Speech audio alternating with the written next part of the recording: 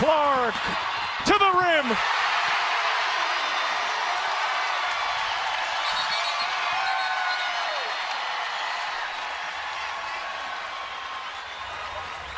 An 11-0 Iowa run.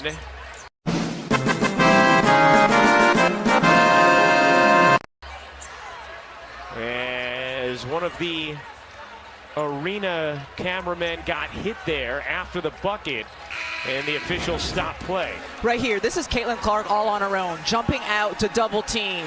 She sensed that she could get the steals, that she could create some havoc, and she did, and got the layup the other way. And let's go. Gabby Marshall approves.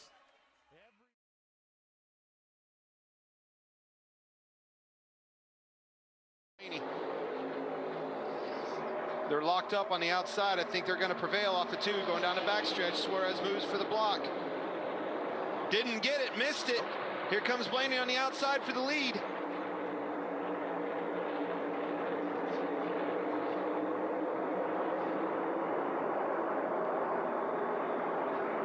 Now you see that top lane broke up, and you see the bottom lane reconnect.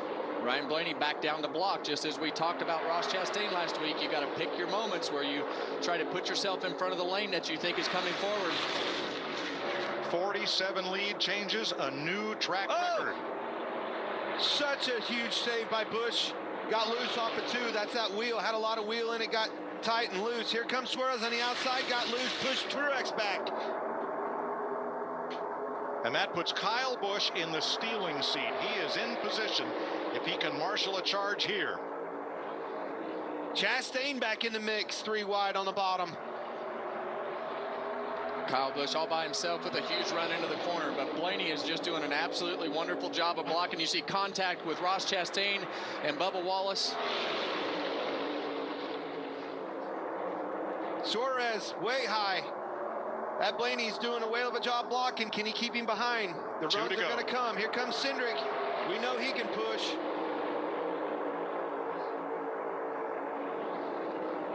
Now remember, the leader takes the white flag under green. The next flag will end the race. A lot of energy on this bottom. Bubba having trouble keeping it down off the corners. See the flames come out of the pipes on Kyle Busch's car. He had to lift right there to not get tight, get in the corner to try to put himself in position, but those guys don't have anybody behind them in that second row there. 1 lap to go. Sponsored by Credit One Bank. It's all going to come down to getting into 3, I think. Here comes the energy. Here comes the support from the back, that third row. Where does he block? Does he block high? Does he block low? Here it comes. Kyle Busch in the middle. Shooting a gap. No help with Kyle Busch. Oh, Suarez right alongside him. 3 wide. Off turn 4. Here they come to the flag. 3 abreast. Photo finish. I think it's Blaney. Unbelievable. 3 wide finish. Have you ever seen anything like that?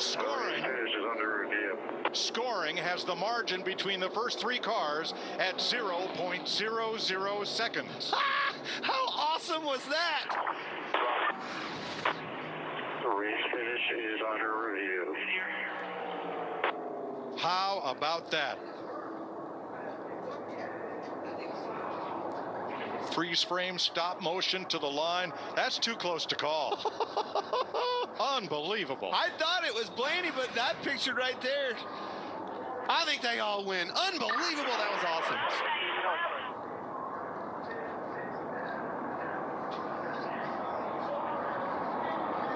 NASCAR review. 99, 12, and 8. Race clear is the 99. How about that? Daniel Suarez, the 32-year-old from Monterrey, Mexico, gets his 2nd Cup career win. His first one came last June at Sonoma. This is a very popular win. Daniel Suarez.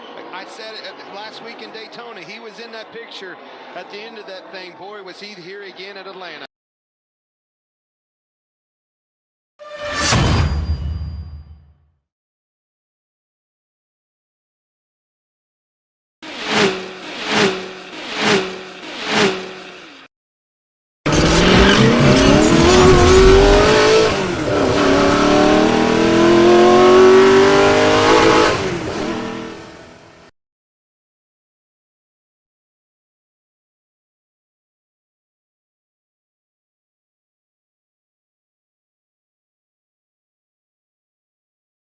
Drivers,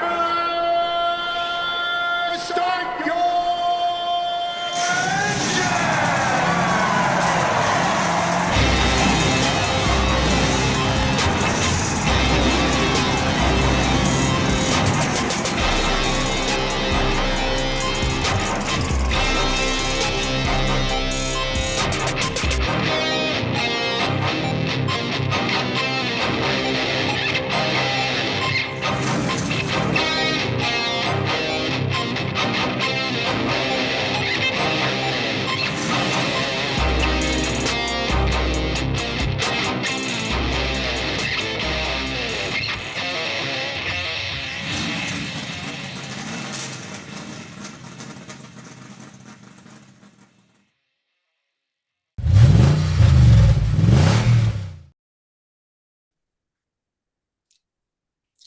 Good evening, race fans. Welcome to the Drafting the Circus program brought to you by Sinister One Productions. My name is Frank Santarowski. I'll be your host for the next hour as we talk about this past weekend in racing and preview next week. Joining me, Richard Uden, my Kansas City fan friend. How are you, buddy?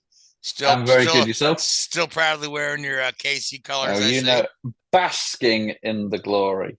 Basking. Yeah, yes. So, thank you to Luis Torres Luis Torres Multimedia. Luis cannot be with us tonight. He's off on assignment, whatever his boss gave him a new job, and he said he wanted to go thank him personally. I'm like, okay, Luis, you've never thanked me personally for giving you this job, but hey, you know what I mean? I guess that guy pays him more than I do. Anyways, you pay him in kind, though. You pay him in kind. I sure do. Yeah. So let's start in Atlanta, where we had one of the longest NASCAR races I've ever seen.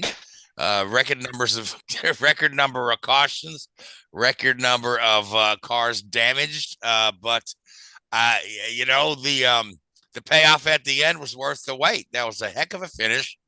Three guys, three wide, separated by just inches.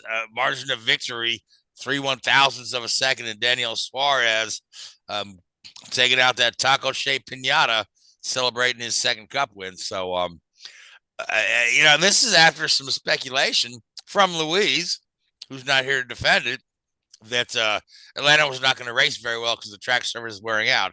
I thought Atlanta raced quite well. So I think that a lot of fans enjoyed that race, despite, the multiple cautions and trouble and whatnot. So, Richard, what were your impressions? Yeah, I mean, fundamentally, it's a super speedway now. It's a mini Daytona and a mini Talladega. You get the pack racing, and it wasn't as well. The pack racing, for my money, wasn't as well defined as you see it at Daytona or Talladega. You couldn't create the pushes that you could at some of the bigger super speedways, but it still created a lot of entertainment value for sure. It still showed that with these style of races, the quickest driver doesn't necessarily have to win. I don't think in the first two races, the 500 and Atlanta last weekend, I think if anybody turns around and says Logano wasn't the fastest car, is lying. Albeit with a little bit of help during qualifying. We'll get onto that later. But that Logano and that Penske could put his car anywhere he wanted. He could move around. He could pass when he wanted. Could really do that on a consistent basis throughout both of those races. So, were Byram and Suarez anywhere particularly strong in either of those races? Probably not. They just got the job done at the end. And I think you can probably count on one hand in Atlanta the number of cars that finished the race without wrecking, which, and I think Suarez was probably in that list. I think he stayed pretty clean all day.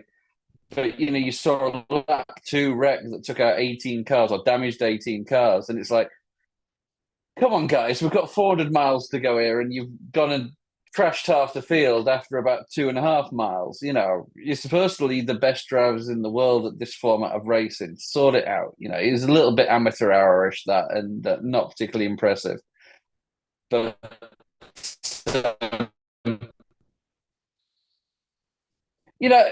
it's restricted plate races. They used to be called the super speedway races, of which we have 6 a year now. They're certainly entertaining to watch from a fan's perspective. Are they? Trying to say this in a not be too critical. Are they genuine racing? I don't know. Certainly if you look at the results from those races and that style of racing over the year, they've certainly had a more random result than your classical mile and a half and short track race.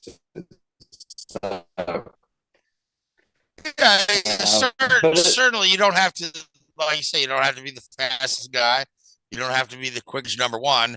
And partnerships or your buddies on the track there to get to just the right people pushing you and be around at the end and put yourself in position. So that's what Suarez did. Yeah, and that's a skill in itself, but it's a different, for sure. For sure. Yeah, it's a different skill than say, getting around a Sonoma. Yeah. So. Oh yeah, 100%, 100%. But I think that it was good for the sport, for Suarez to win. I think that it was great to have that close finish. I think that it'll certainly. My only concern about it is that the closeness of the finish has been getting a huge amount of hype in the media, rightly so, because it was incredibly entertaining. But then, if that increases the number of viewers for this weekend in Vegas and it's a completely different race, people are going to be like, oh, we wanted to see the first three cars covered by, 5 thousandths of a second. Well, you're not going to get that at Vegas this weekend. Sorry, guys. No, you're not going to get that every week. No. And I hope that's not what it's sort of, it drives people towards. I mean, if you want to go plate racing every week, then fine. But I don't think that's, how it should be. But anyway, to have a finish that, breaks out of just the, racing media and makes it into the mainstream media, where, like you're on ESPN. My gosh, I listen to the Bob and Tom radio show just about every day. Certainly always listen to Monday, because Mondays I'm always up early and heading to work, and their lead off to their sports was the Atlanta finish. Yeah. Now, here's some guys that they're actually, they'll talk about the Indy 500 a lot because they're always there and they're kind of in Indiana, but they rarely ever, mention NASCAR in their sports report, and it was their lead story. No, for sure, it's great. It definitely draws some eyes. Yeah. But no, it was a good race, and a little bit of strategy thrown in there. It's always hard, with tires and fuel and stuff. It's like you saw it in the Xfinity race where half the field ran out of fuel at the end there, and the fuel mileage is key in these races. And I think most of these guys got it about right for the Cup race. And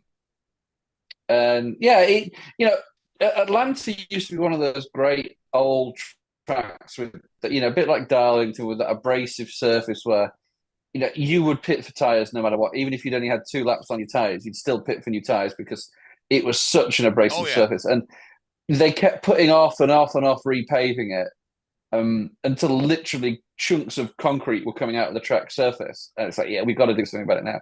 And I think a lot of people were worried that when they repaved it, it would just become another 1.5 mile, oval that was blur, to put it bluntly. But they Kansas. Charlotte, Vegas, Kansas, Vegas, Texas.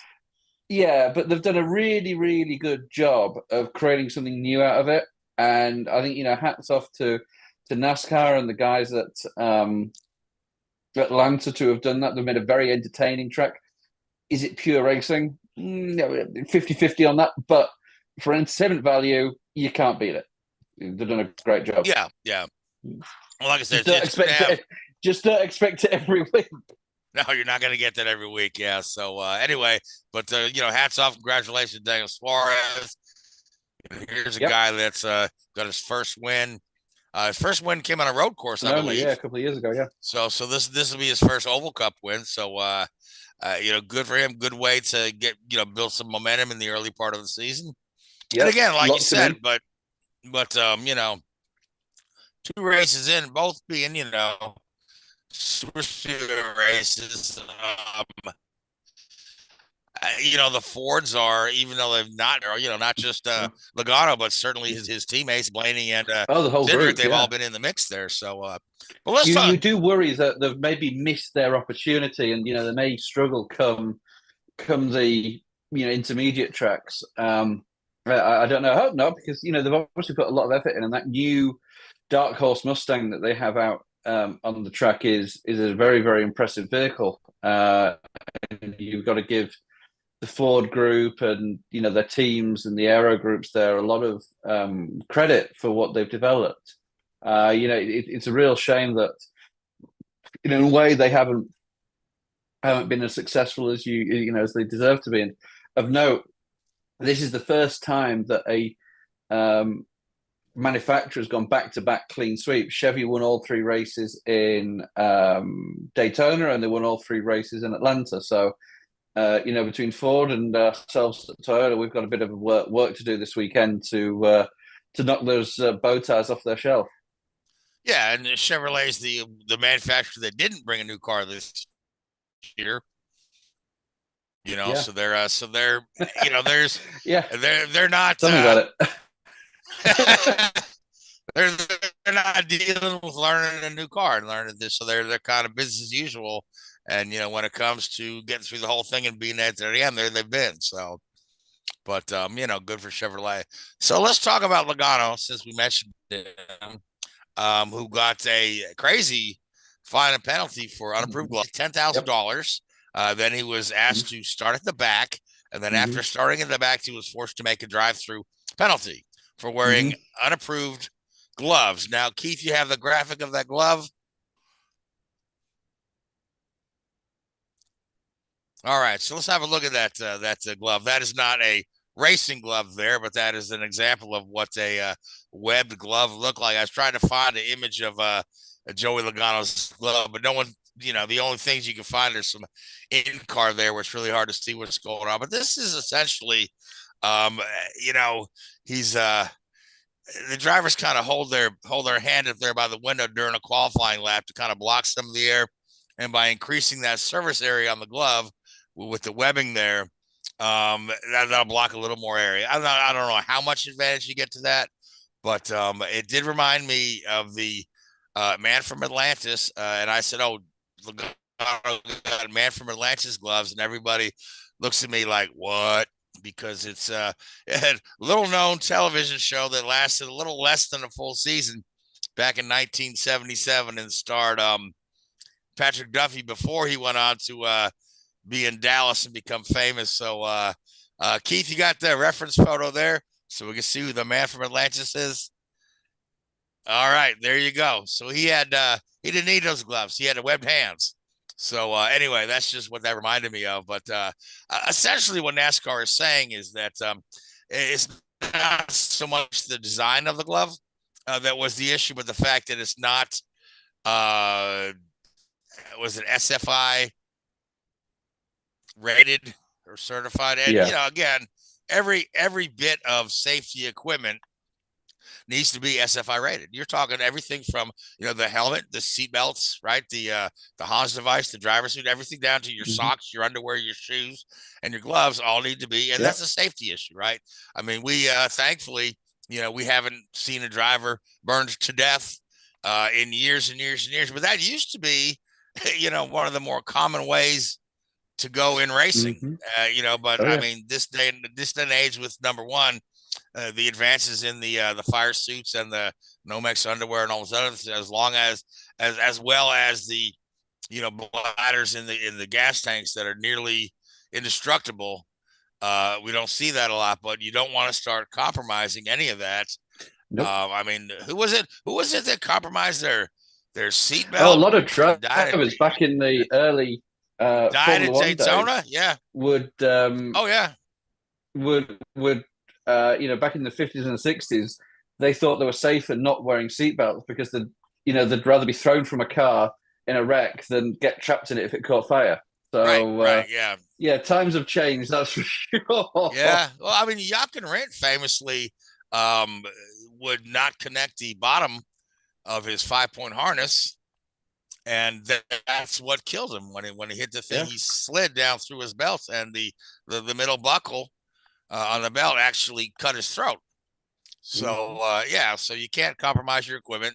But $10,000 start from the back and do a pass through seems a little excessive.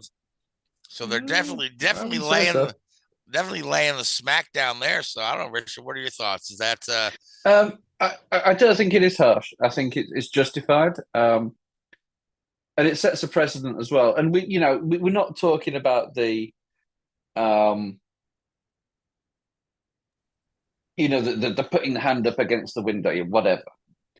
We're talking about modifying a safety component. So say you got away with it with a slap on the wrist. So what's next? Then they start looking at it slowly starts creeping in that they may change some of the the other things. A driver's uncomfortable with a certain seatbelt or a lap belt in a certain location, so they move it to an unspecified location, or they find the head restraint a little bit too restrictive, so they take a bit of padding out or whatever. And And slowly, if you let this creep back in, like you've seen in the past in the sport, at some point it's going to become an issue, and you can't afford to do that. So I think they're very, very justified in what they did. It's been going on for a long time.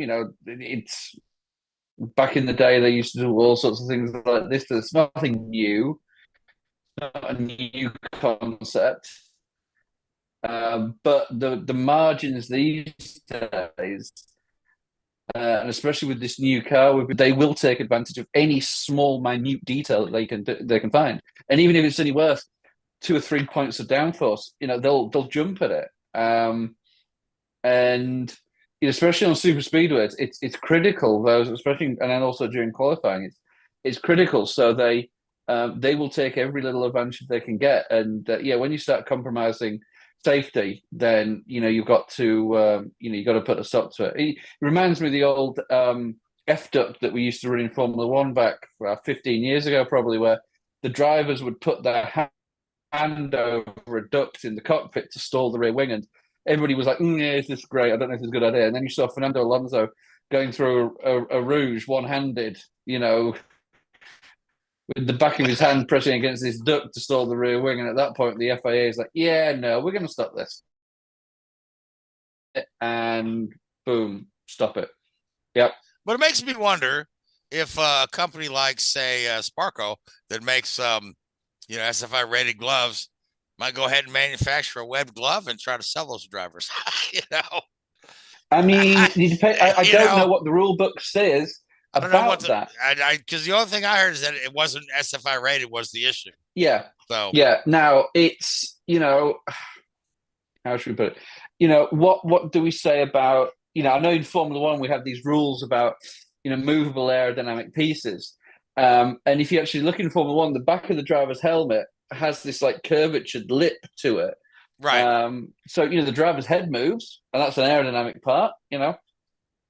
Huh, well, I don't know. True. I'm just bullshitting, put it bluntly, but I don't think you want to go around the state where you're having drivers not having both hands on the wheel at these super speedways.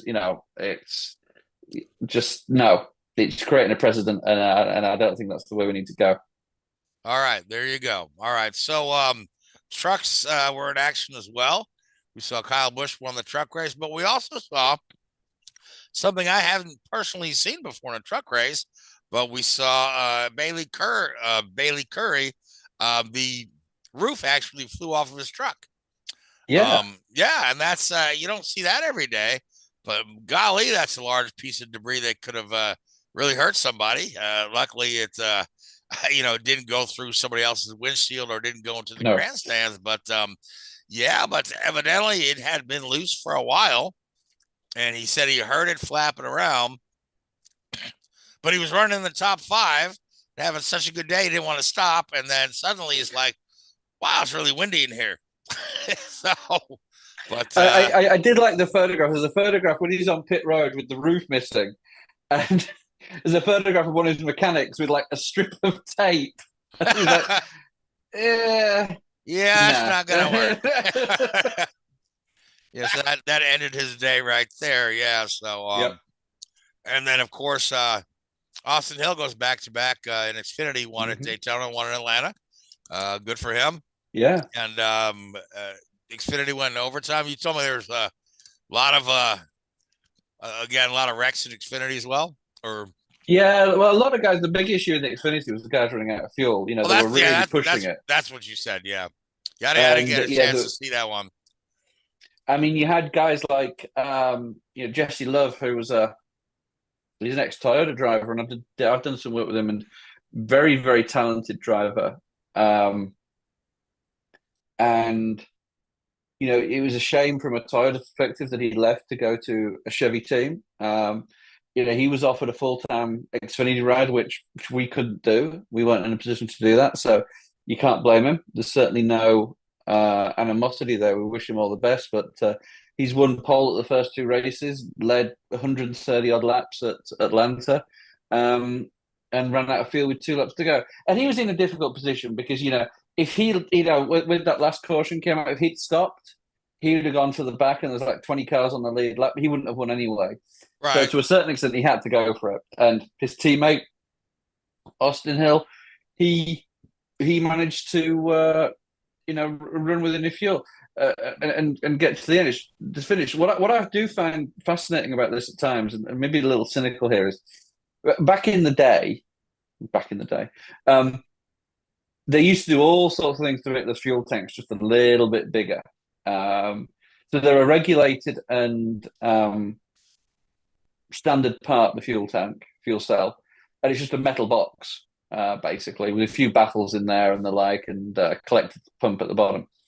But what teams would do, and I've seen it myself, is they'd pressurize the fuel cell to make it expand a little bit bigger, so you could get a couple more laps of fuel in there. So some of these guys, they all pitted on the same lap, and some of the guys are running out of fuel with 2 laps to go, and another guy who wins the race wins and then does another lap or two and then does a lot of burnouts at the end of the race. It's like, there's a lot of fuel left in that car there, mate. For that, it's like, I'm not by any stretch of the imagination casting aspersions against anybody apart, in terms of expanding the fuel cells or increasing the fuel capacity. Sometimes they used to have like really large fuel lines that would take extra fuel and the like. I don't think they do that anymore. Oh no, that used to be a famous Smokey Unique thing. I think he would run extra fuel lines through the frame, through the tube chassis. Yeah. So I'm not accusing anybody of anything, but sometimes you look at it and go, wow, these 2 cars, one's run out of fuel with a lap or 2 to go, and the other one's still running around doing burnouts and cranking it. But great job by Austin Hill and that group. So here's a question, right? So if you pressurize that bladder, right, and expanded it a little, right, then at the end of the race when it's empty, is there any way to tell that it had been expanded? Because it would have all. Oh, I'm sure NASCAR could go through and fill it and see how much. Oh yeah, there you go. Yeah, I believe that it sits in a frame, and if you pressurize it in the frame, it'll like expand a little bit, and then that's all the test they do is they put it in a frame. I believe, anyway. As I said, this is a few years ago when I knew that some of the teams were doing that. So I don't know. There's trick of the week is a famous saying in NASCAR, and this sort of stuff happens all the time. Yeah. Well, I mean, while he's getting away with the fuel thing, Joey got busted with a glove. So, and there are a couple other penalties coming out of Atlanta too, but it seems like anymore the NASCAR's getting a whole lot more heavy-handed with the fines and the penalties. Well, there's 2 types of fine really. There's 2 types of infringement. So I think it's the 10 and the 41 from Stuart Haas. They've got pretty big penalties, including driver points. So Noah Gregson's at sort of minus points, and I think Ryan Preece is on 0 or vice versa, one of the 2, for illegally modified hood rails. So there's a small rail that sits on top of the car, and I believe, I may be wrong, that they're a standard issued part by NASCAR. You buy them from an approved vendor, and the idea is you bolt them to your car, and that's it. Now, with that case, if they do mess with anything, then that's a big, big, big fine, because they physically done something to modify them. If you have a part that you manufacture yourself that is within, they have a tolerance in the rule book, this dimension can be no bigger than an inch, and NASCAR measure it, and it's an inch and an eighth or whatever it may be, then you can, then as a team, you can go, oh yeah, we've got a new guy in the fab shop, and oh, he's not very good, and oh, he must have misread the drawing, and yeah, we'll swap it out, and yeah, slap on the wrist, we'll make sure he doesn't do it again. You can sometimes get away with that sort of penalty, but modifying a standard issued part, that's a big, big, big penalty, because it's deliberate, Yeah, and you're talking so now we're 2 races in, and you got a guy with negative points. Yeah. So, he's trying to set new records on his own. So he's doing pretty well at it so far, yeah. yeah. So, oh man, I tell you, poor old Stuart Haas, they can't even beat Rick Ware Racing cheating these days anymore. So, yeah, that's really interesting how far they've fallen. So, but so we're off to Vegas. Yep.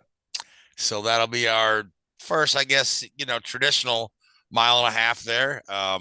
Yep. And it is hard to tell who's going to win because we've had two very similar races. So, Richard, you're going to say that Toyota's performed well? Hope so. Hope so. Yep. And I'll let me just say that Logano finally goes ahead and closes the deal here, right? So since he's been so strong the first couple of weeks. So yep. All right, so let's move on. I don't think anybody could begrudge him that one. Even the Toyota guys, I think if he did, if he did come along with it, then All right, so let's talk about Formula One. First Formula One race of the season coming up. We've had some testing. Louise and I talked about testing last week a little bit, but you're welcome to add some of your thoughts on that.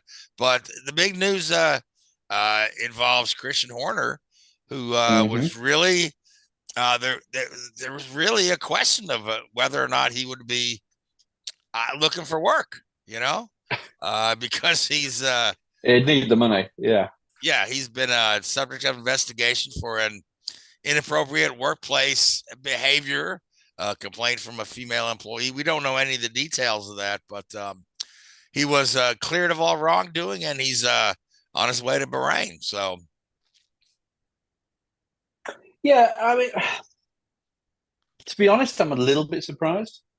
Not that I'm questioning Christian Horner's credibility by any stretch of the imagination, but I do believe there was a witch hunt within the Red Bull organization led by Helmut Marko and Jos Verstappen to get rid of Christian Horner. I think they feel that Christian takes too much of the credit when they feel that it's all down to Max, the reason they're winning so many championships.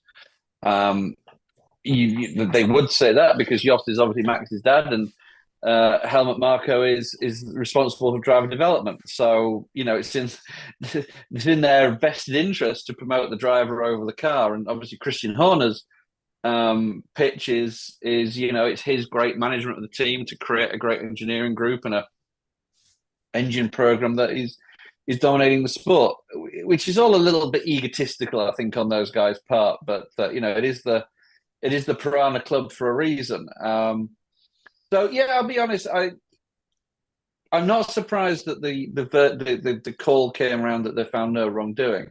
I am surprised that he still stayed there. I'll be honest. I expected to see a press release or statement saying that they found no wrongdoing, but due to recent circumstances, Christian Horner's position is no longer tenable, and we're stepping away from the team. Something along those lines. Obviously, that hasn't happened. And he's still going to be there. He's going to be there, on the pit box tomorrow. Thursday they start testing. Saturday race in Bahrain this year. So they'll start practice tomorrow. Sorry. So he's going to be there on the pit box. Looking for Red Bull and Max going for a fourth constructors driver's title, and Red Bull going for a third constructors and driver's title in a row. So. And I think from what we've seen in pre-season testing, nobody's better fourth in a row, right? Fourth driver and third constructor in a row. Right, yeah, crazy, right? So, and looking at the data coming out of testing, I think everyone's already ceded the championship to Max. I think it was Alonso who said after testing, he said, "Well, there's 19 guys who know that they're not going to win the championship this year." So, which I mean. I'd like to think that it's too early to make that call, but certainly, when you get there with all your new gear and the same guy is 2 seconds faster than everybody else, it's got to be absolutely demoralizing. You put in all that work in the offseason to see if we can bridge the gap to Red Bull, and they just come out and kick your ass again. Yeah, I mean, in all fairness, they could have turned up with last year's car and probably still be as quick. Probably, yeah. You're dealing with, you're dealing with sort of fine margins these days that you're not.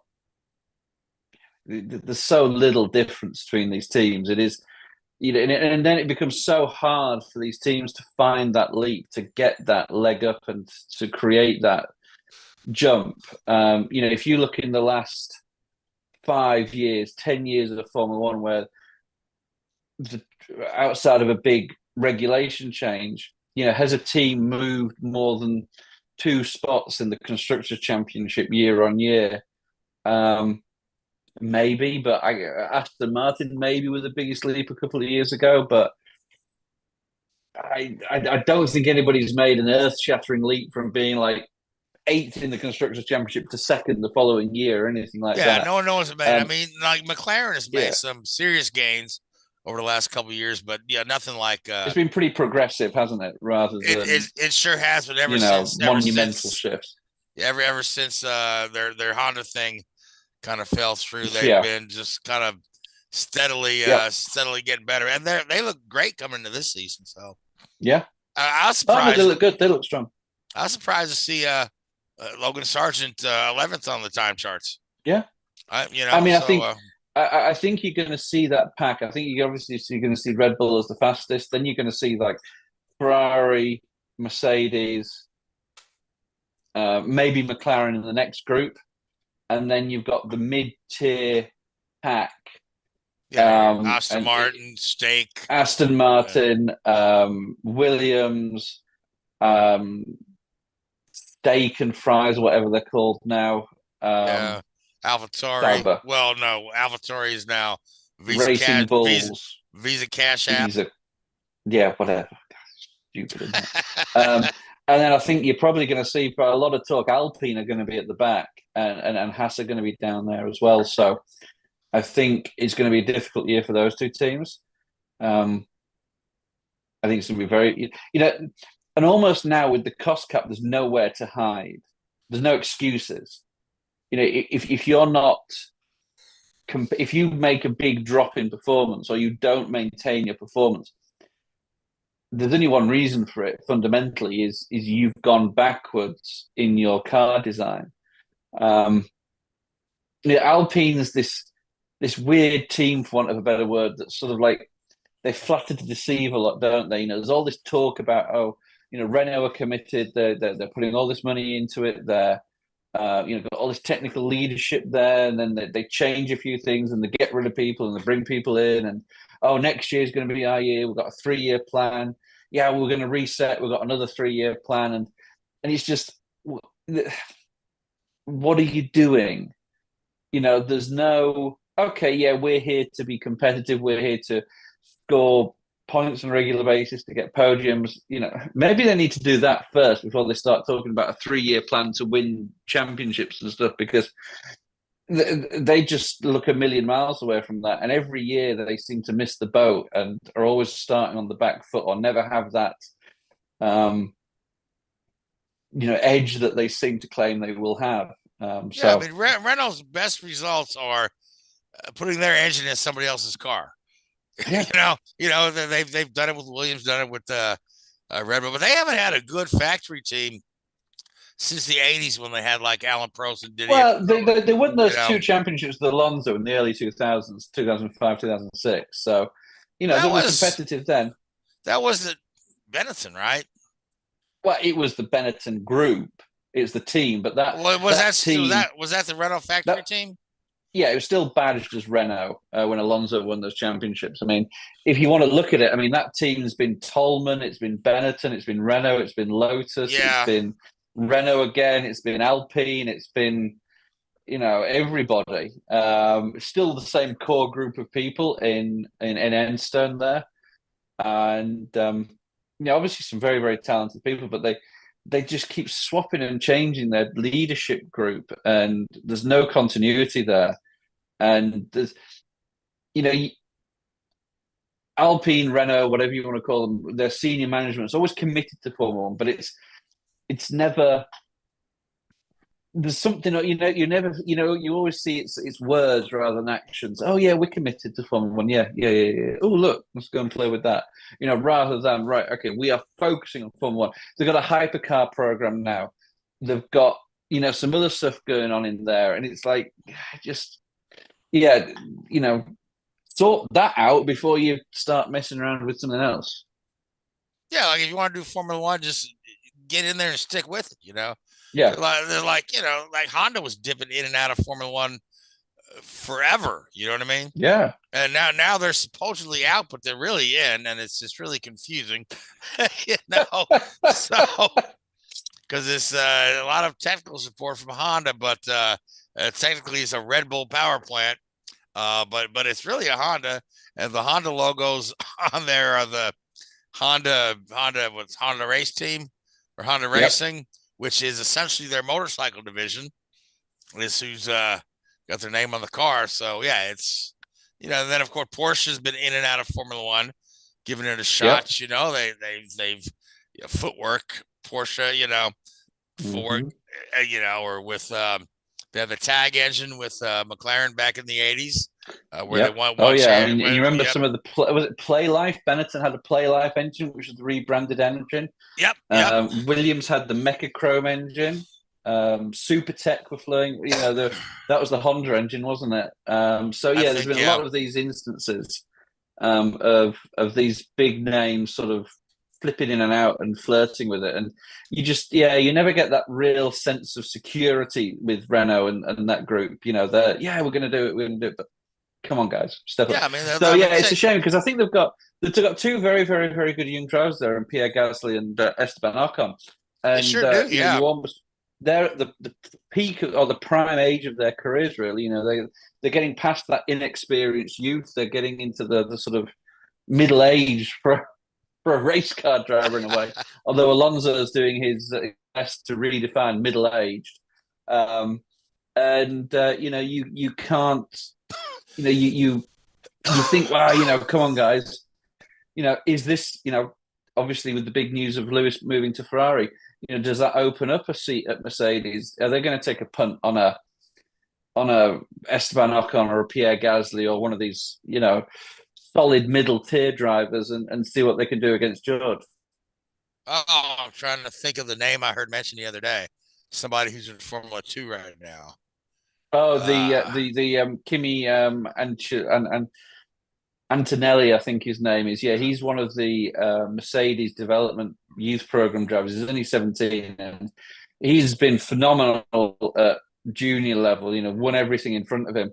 Dominated European Formula 4 last year, I believe it was, and has actually skipped Formula 3 and gone straight into Formula 2 with Prema Motorsport. And Prema are probably the dominant Formula 2 team, so he's in with a fantastic chance of winning that Formula 2 title. And if come mid-season he's dominating that series, there's going to be a lot of pressure on Toto Wolff and the Mercedes board to throw him in there. Even at 18, with they did that with Max, and that worked out okay, right? Max, and Mercedes Max was the had youngest guy to ever be in a Formula 1. Yeah, I mean, Mercedes had talks with Max and had an option to get him onto their program, but they couldn't offer him a seat in the way that Red Bull were able to offer him that Toro Rosso or AlphaTauri or Cash App, whatever they are, seat. So maybe Toto's got to, take a bit of pain with a young, experienced driver for a couple of years and sort of eat that, and then see where they go from there. Yeah, I mean, it wouldn't be the worst thing in the world. I mean, they're already, second to Red Bull or second to Red Bull and Ferrari and sometimes McLaren. So I mean, develop a guy, because it took Max a couple years to get going. But he was winning right off the bat. But before you know it, he's piling up championships, breaking every record in Formula 1 that's left. So. But so it'll be an interesting season. Who do you like for Bahrain? I guess Max, right? Max has got to be thereabouts. You can't look past him. Who else do you think will do well? How do you think Perez is going to perform this year? Do you think he just kind of I really, It's really. just that's to see if he really needs to, He does. kind of sugar it off the pot. Yeah. So Move has helped his case. There's a lot of moving parts, and I wonder if that's not going to lead Red Bull down the path of like, okay, we're just going to stick with what we got here because there's all this chaos going on everywhere else. They don't want to get rushed into picking up a driver. Now, the rumor is, I don't know if it's a rumor or if it's truth, that Red Bull have contacted Alex Albon and put in a first refusal offer for Albon. So if he decides to leave Williams, or his contract, or the release clause in his contract is such a case, Williams, that Red Bull look to pick up Albon at the end of the season to replace Perez for 2025. Red Bull have the first choice, and they have the option to talk to him before anybody else. So they are, Red Bull are obviously looking. They're not 100% committed to Perez. But Yuki Tsunoda has been kind of hinting at the fact that he like Red Bull to give him some benchmarks to hit to maybe just see if he'd be qualified for the seat. I mean, you already got the guy in your employ. I don't see them moving him over to Red Bull. He's got some potential, he's not. Yeah. But is he? You don't. Is he somebody? You see, you've got to look at it. What do you want to do? As if you're Christian Horner,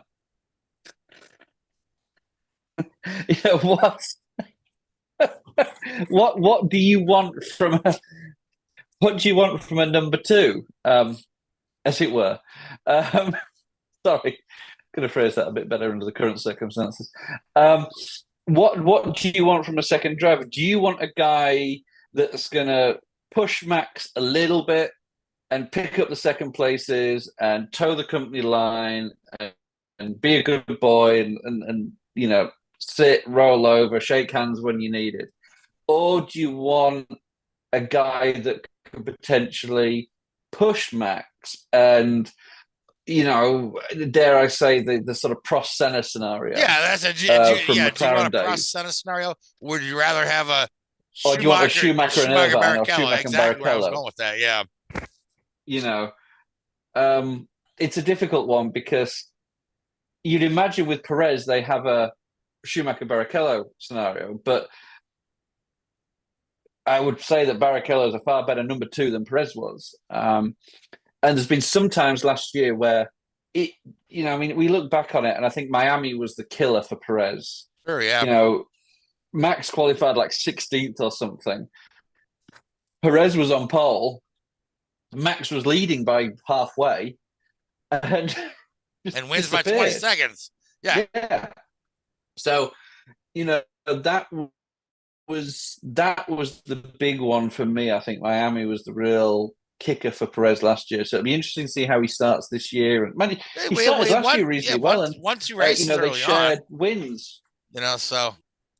Yeah, they both won two of the first four races. So, and then it just capitulated for him. So yeah, it's really a make or break year for Perez, Yeah. Yeah. Oh, it is. So. But what is the benchmark? What does he have to do to secure that seat? Does he have to beat Max? Does he have to? I think he'd have to be within. Let's pick halfway through the season. Let's pick Silverstone. If that's when internally Red Bull make a decision, they say, right, we've got to make a decision by the summer break, hypothetically, let's say. How far behind Max? Because barring anything crazy, he'll be behind Max in the championship. How far behind is he? Is he in second place? Well, if the car's dominant, you'd expect him to be in second. Is he within a win, within 25 points? Is he within 50 points? Where does he sit? What's the benchmark for him? And it's a results-driven business, and surely he has that rather than a feeling. Should we say, oh yeah, we like him, whatever. Well, but who could do better? It's It's a great unknown. It's going to be fascinating. That. Plus, you got the other wild card is, Carlos Sainz is going to be looking for work. Yeah, he's looking for it. And there's a perfectly serviceable driver there with, who would, go into several different teams and kind of help them out. I mean, I would put money on Sainz being at whatever Sauber, whatever they're called, steak. Yeah. And because Bottas, building up going the Audi program. Well, potentially, because you still keep hearing these words about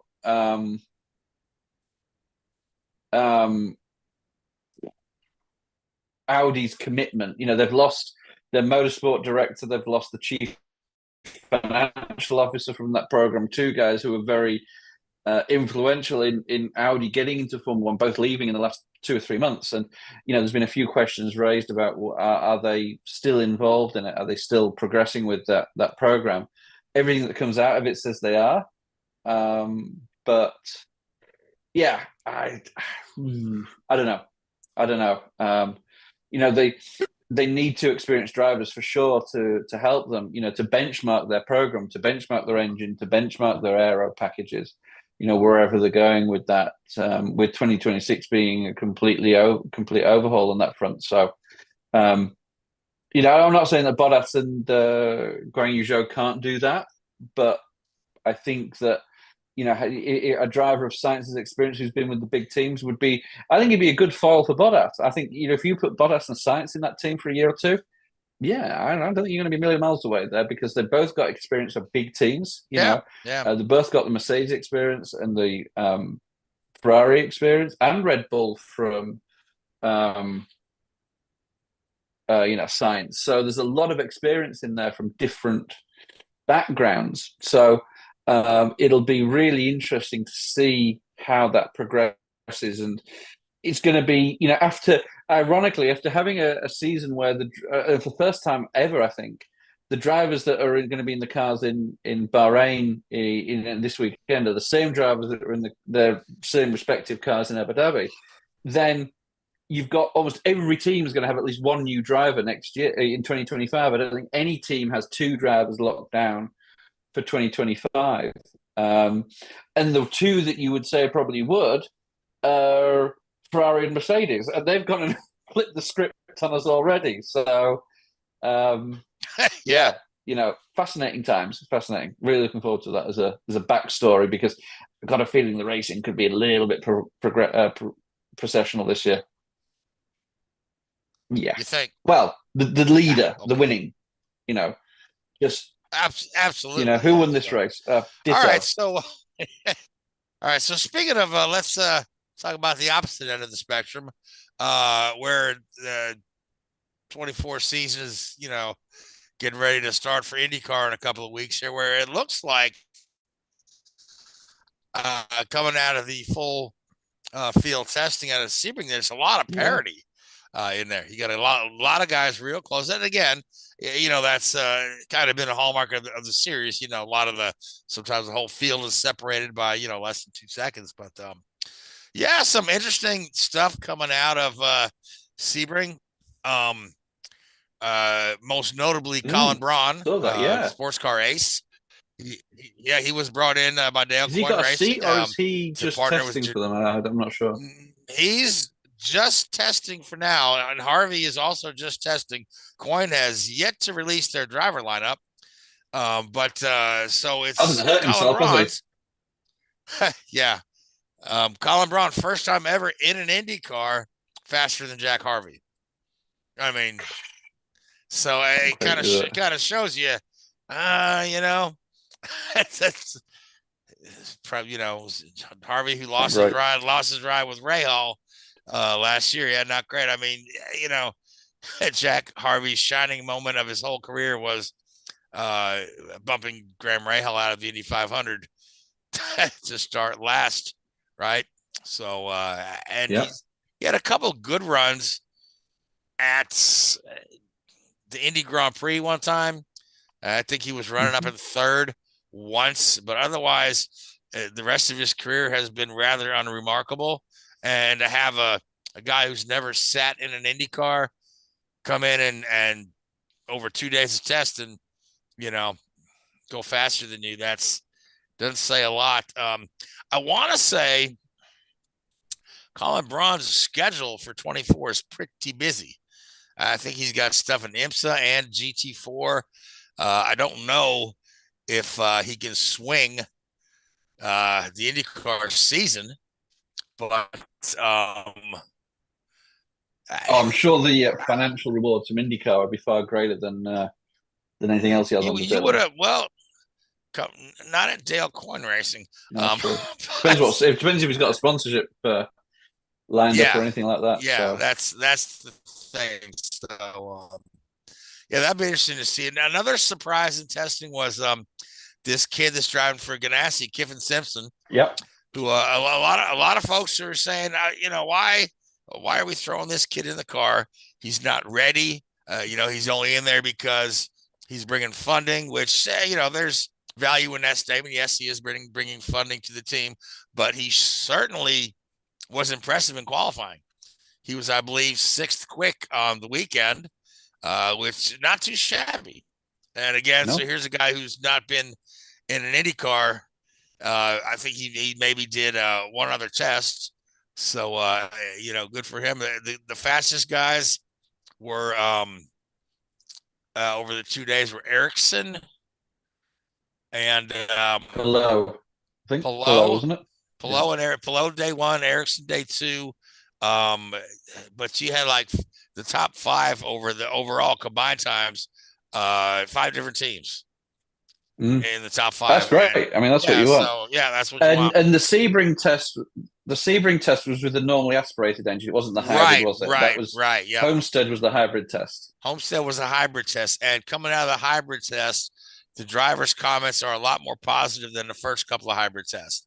They say, I think they've made some good progress with that. Yeah, they said they've really got it figured out now, and it's working much better. The next hybrid test is going to be in April at Indianapolis on the oval. So we'll kind of see how that works. Are they running that this year, or is it being pushed back to 25? They're running the hybrids this year, but they're going to start in June. They're going to get the Indy 500 behind them, and then roll out the hybrids mid-season. That would look terrible if they all crapped out at the 500, wouldn't it? I think that's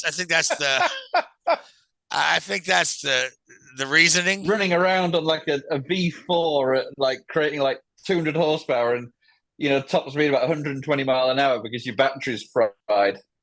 Yeah. So I think they want to get down behind them.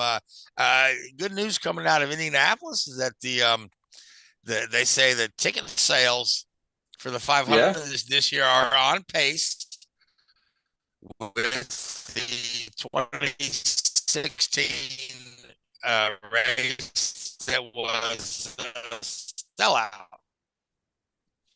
So the one that's making mainstream news, John Bon Jovi. His name is going to be on the Meyer Shank car. John Bon Jovi himself will be at St. Pete, living on a prayer. You know what I mean? Exactly. He's going to be he's going to get a ride in the 2-seater with Castro Neves driving. It all sounds like a lot of fun, but it's has Mario stopped doing that then? Is Castro Neves taken over that role then? Yeah, Mario, speaking of which, today is February 28th. It is Mario Andretti's birthday. The man is 84 years old today. And it's like those guys are like the honorary starters at the Masters, yeah. So good stuff. Yeah, but so it's Bon Jovi's Sirius, Bon Jovi Radio, which is on Sirius, but Sirius is one of the primary sponsors. Sponsors, aren't they? Right. Yeah, he was the CEO of Sirius, so that all kind of makes sense. But again, it's something that's kind of making mainstream news. Bon Jovi. Talk about that thing. What's the situation with Simon Pagenaud? Has he been testing or no? So is he? Pagenaud's still not cleared to drive. Oddly enough.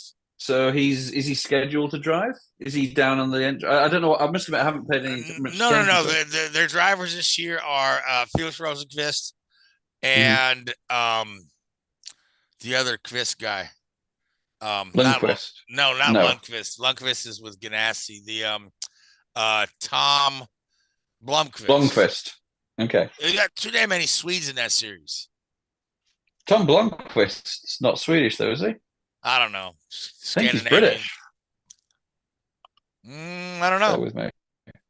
You can look that up. Yep. But it's yeah, British racing driver. There we go. He's 30 years old from Cambridge. He's been around a bit, hasn't he? Formula E, DTM. Oh, yeah. Won IMSA championship, I believe. IMSA, yeah. Good luck to him. Yeah, no, so he's British. There we go. Damn Brit. Oh, sorry. Wait, yeah. Carry on. Yes, he's in there. And then, of course, some of the other movement, Stingray is going to be with Foyt. Yeah.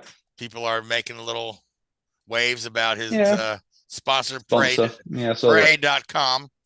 And somebody said, these damn churches should be giving money to charity and they don't pay taxes. I'm like, Parade.com is not a church.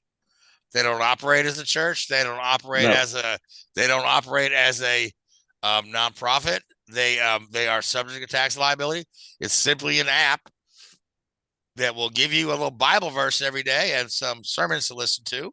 I'm not going to sign up, right? But folks may find value in that. Some folks will. But it's a business designed to make money, and they're sponsoring a race car. And they unveiled the livery, and it's this gold chrome that in person, when you see the actual car, not just the renders, it is absolutely stunning. It's absolutely stunning. Yeah. So it's gonna look great. So when we get a night race, it's gonna look great.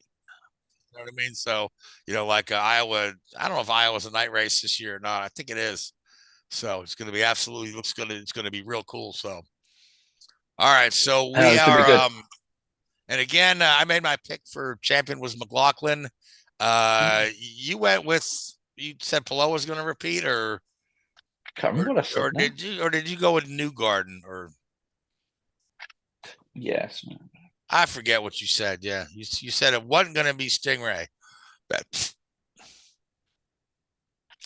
No, I think it may be a little bit beyond the guy. Unfortunately, what a great guy he is, but I think that may be even with some divine intervention. I think it's going to be a step too far for him, unfortunately. Yeah, I think it's going to be an interesting rookie class this year, though, because between Lundqvist, Linus Lundqvist, and then Kevin Simpson, Kyle Larson. He'll be competing for Rookie of the Year honors at the 500 for sure. Yeah, that's probably a shoe-in. He'll probably get that one, because like Alonso proved you don't have to be the highest finishing rookie. You just need to be the most famous guy there. Him and Jimmy Johnson both proved that rule. So yeah, it's all a bit silly, isn't it? But do we know who's replacing Malukas at McLaren for the first race? As far as I know, it's not been announced, but they tested. Okay. Now you're gonna make me remember. Shit. Because we just talked about this. Racing. Talked about this last week. I lost it. It's okay. Okay, cool. It's give me a second. I'm glad I mentioned it. As soon as I see it, I'm gonna say, God, Frank, you're stupid. Because we talked about it last week.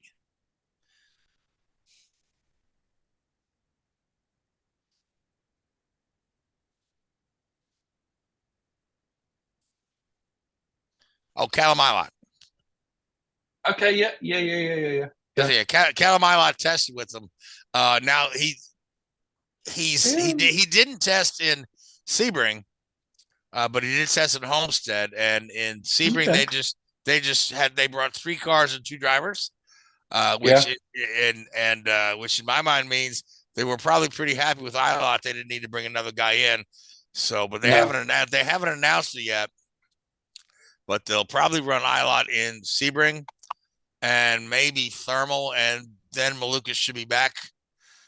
Yeah, because it's like 6 to 8 weeks or something, wasn't it? That was yeah. So obviously Ilott can't be in for a full season because he's got the IMSA commitments. Yeah, IMSA commitments this weekend. That's why he's not at Sebring. So, but yeah, so the hot money's on Callum Ilott to run St. Pete, although not announced. But if it gets to the last minute, Connor Daly can always call his mom and say, "Mom, bring my helmet." So. All right. Hey, Marco could get a seat. You never know.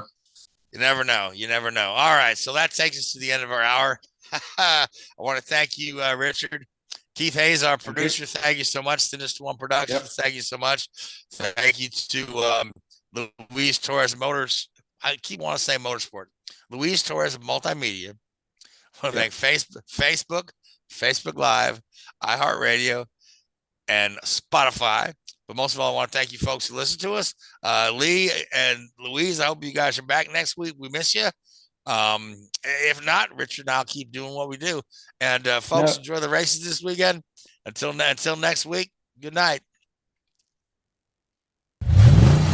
Thanks for watching Drafting the Circuits. Make sure to follow Drafting the Circuits on Facebook, Spotify, Twitter, and YouTube.